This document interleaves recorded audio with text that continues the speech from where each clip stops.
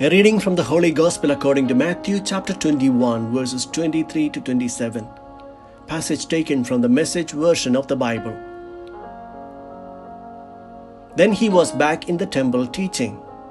The high priests and leaders of the people came up and demanded, "Show us your credentials. Who authorized you to teach here?"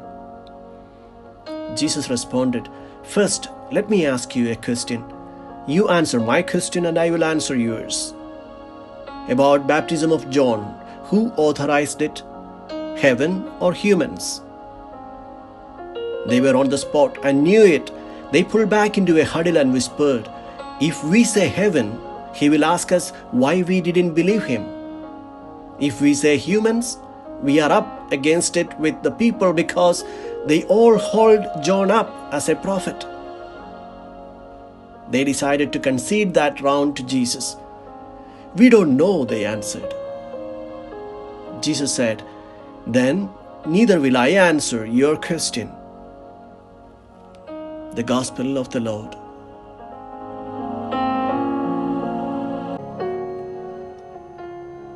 Reflections on the Gospel according to Matthew chapter 21, verses 23 to 27.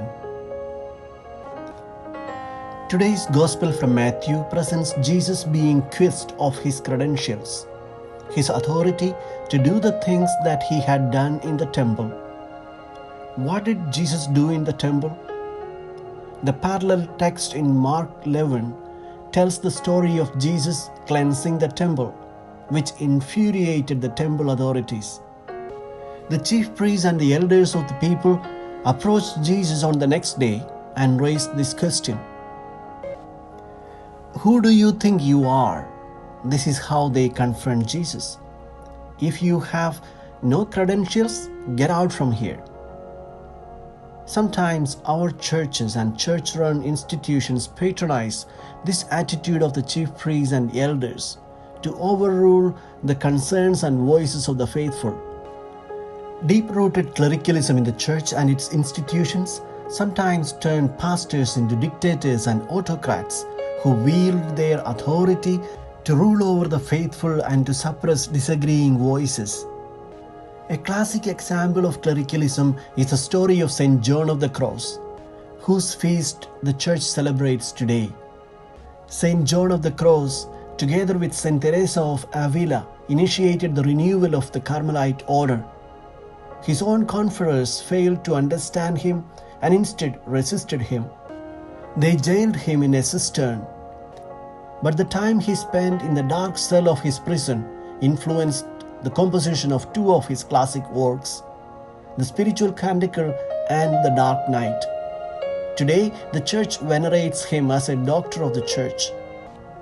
Jesus in the Gospels teaches us of a different type of authority. A person with authority is not just someone who wields coercive power over others. The exercise of genuine authority is to be an agent in making the best use of the potentials of his people and to be an empowering agent. Jesus did not wield coercive authority. He invited people to follow him. He came to serve, not to be served. He came to give life, the fullness of life, the eternal life. He came to lead people into the full development of all they could be and were meant to be. He did this dramatically when he got down on his knees and washed the feet of his disciples. This was an act of authority, the authority of reaching out in love. It is up to each one of us to decide whether to follow the way of love or to go on one's own way.